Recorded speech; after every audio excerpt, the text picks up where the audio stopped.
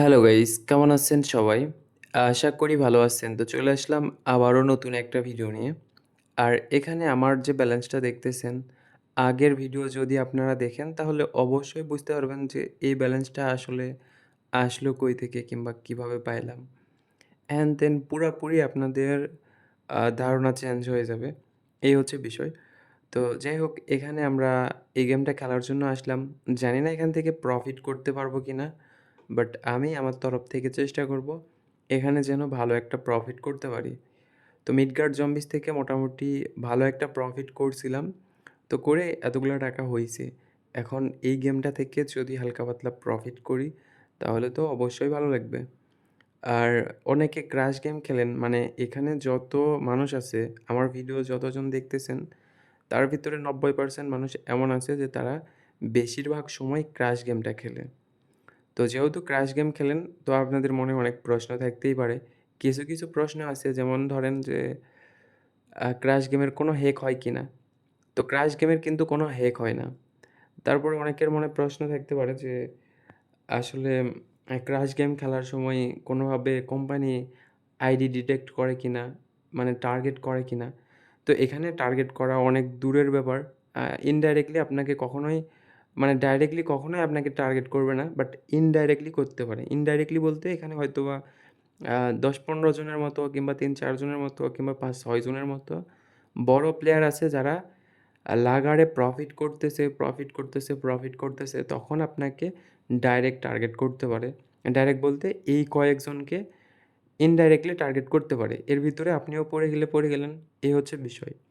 তো তারপরে আপনাদের আরও প্রশ্ন থাকে যে আমরা যখন ক্র্যাশ গেম খেলি আমাদের কি পুরাতন আইডিগুলো চেঞ্জ করা দরকার কিনা?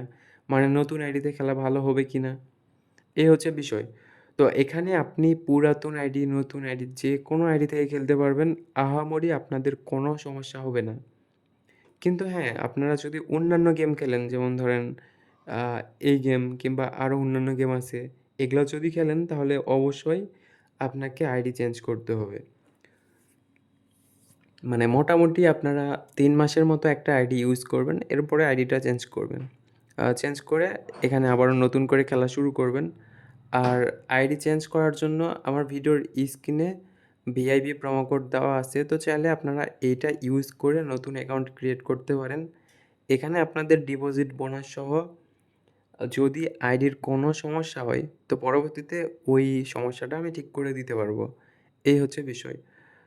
আর এখানে আরেকটা ব্যাপার সেটা হচ্ছে যখন আপনারা এই গেমটা খেলেন তখন বেটিং স্টেকটা কমান আবার বাড়ান, কমান আবার বাড়ান।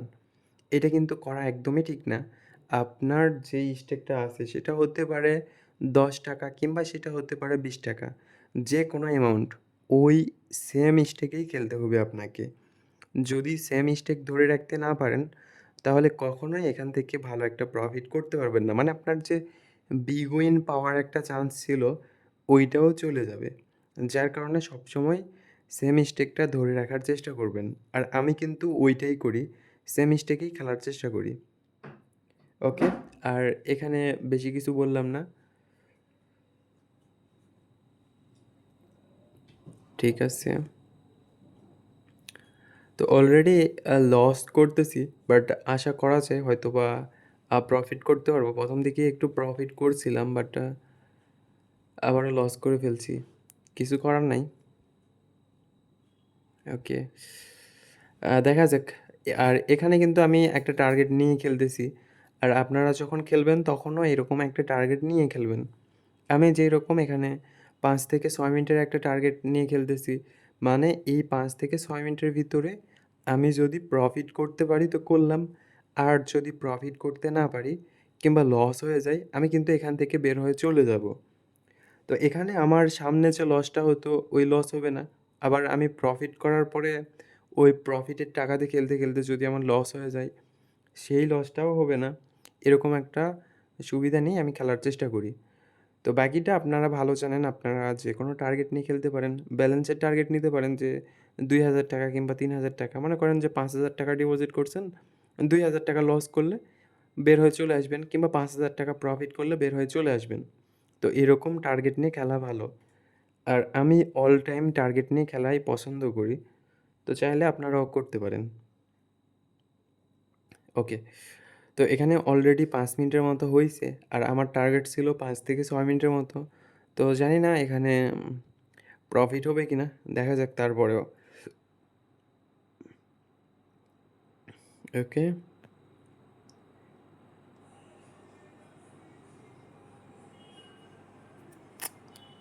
আচ্ছা ঠিক আছে, সমস্যা নাই।